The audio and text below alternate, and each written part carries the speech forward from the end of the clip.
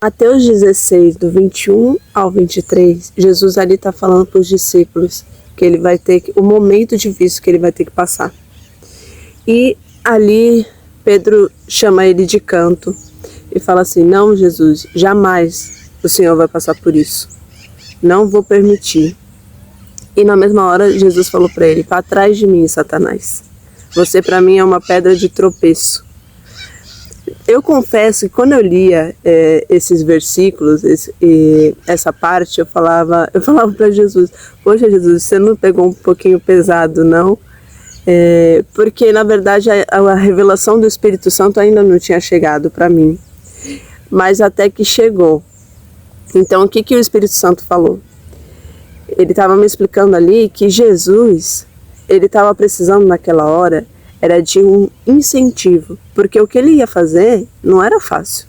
Ali Jesus estava como um homem, ele estava sentindo todas as coisas que o homem sente, né? Então ele sabia que não ia ser fácil, que ele ia passar a cruz, né? E esse caminho da cruz não ia ser nem um pouco fácil, mas ele sabia que precisava passar por isso. Então ali ele não teve um incentivo. Então muitas vezes a gente está tem pessoas próximas da gente que às vezes a gente mesmo faz isso, né? Fala isso para a pessoa, como Pedro. E às vezes tem muitos Pedros, quando a gente vai fazer uma coisa importante, que a gente sabe, uma coisa certa e importante, que a gente sabe que a gente precisa fazer e que é muito difícil.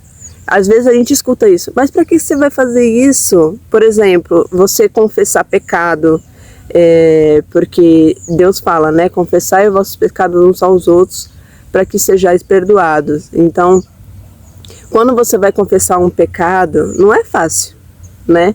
Então você vai confessar o pecado e às vezes tem uma pessoa que fala assim: ah, mas para que você vai fazer isso? Para que você vai se humilhar desse jeito? Não, Deus quer que você seja feliz, confessa só para Deus. Claro que você tem que confessar o pecado para Deus, mas não é só para Deus. Ele fala para confessar um para os outros, né?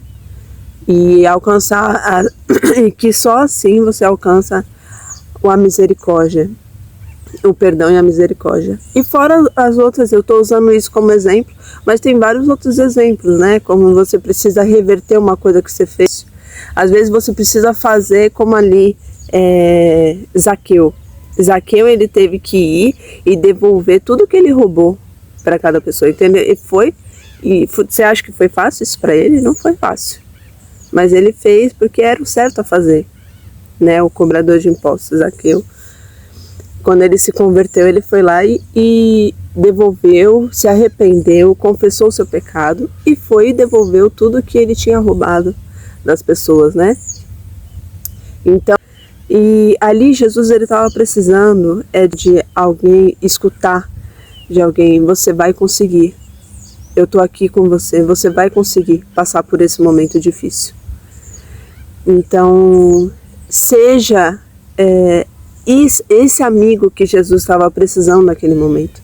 Quando eu entendi, essa revelação chegou para mim, eu fiquei tão quebrantada, porque eu lembrei de Jesus no Getsemane, quando ele levou ali alguns dos discípulos e ele pediu para eles ficarem orando, só que eles acabaram dormindo. E ele estava precisando disso, né? De um conforto, de uma palavra de incentivo, porque o que ele estava passando ali era uma coisa horrível, mas ele estava fazendo aquilo por nós, né? Por amor.